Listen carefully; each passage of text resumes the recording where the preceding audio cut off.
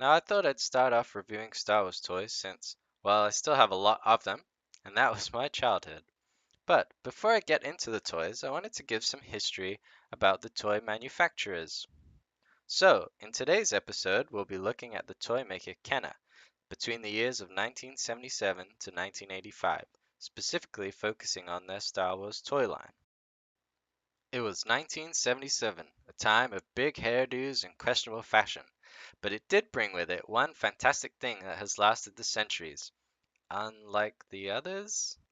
Star Wars! Dun, dun, dun, dun, dun. You know it, I know it. Even when I go to the cinema and I see the 20th Century Fox logo come up on the screen, I still think I'm going to see a Star Wars movie, even though I've paid for something else like, I don't know, Deadpool. It's huge, but back in 1977, films weren't considered candidates for a successful toy line, and no one expected Star Wars to become so popular, and toy companies just were not interested in taking it on in advance of the film screening.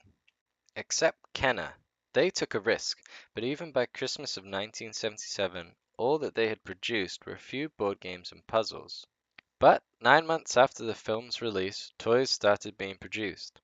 When all was said and done, more than 250 million Star Wars action figures have been sold, all that from only 21 unique figures.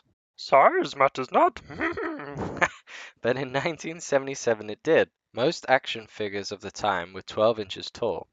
But Kenner decided to make the new Star Wars figures 3¾ inches, as they wanted to make an extensive line of vehicles and playsets, and having them scaled to 12 inches would have made the toys cost too much to the average buyer. 3 years later, in 1980, The Empire Strikes Back was released, and I think I can confidently say this is most people's favorite Star Wars film. Well, except for The Last Jedi, no, I can. Anyway, with this new film came 29 new action figures, now in new Empire Strikes Back packaging.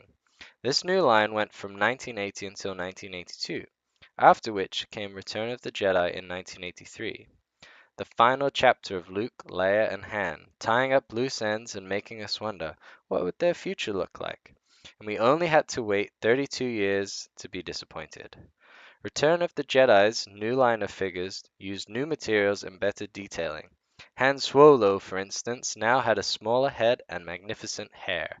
The Return of the Jedi line added 31 new action figures, though most are Ewoks, making a grand total of 81 unique figures you could have from the 3 films.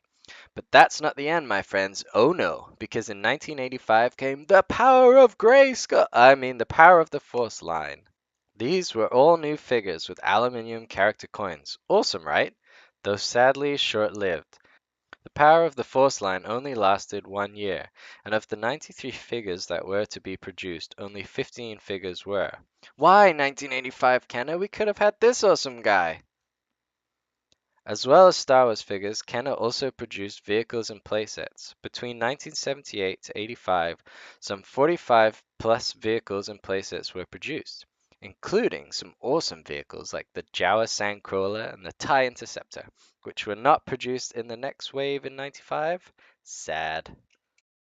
1985 marked the year that Star Wars died, at least in merchandise, as sales slowed down and Kenner discontinued production of its action figures. But the Star Wars toys would not end there. Stay tuned for part 2, and as always, please subscribe and thanks for watching.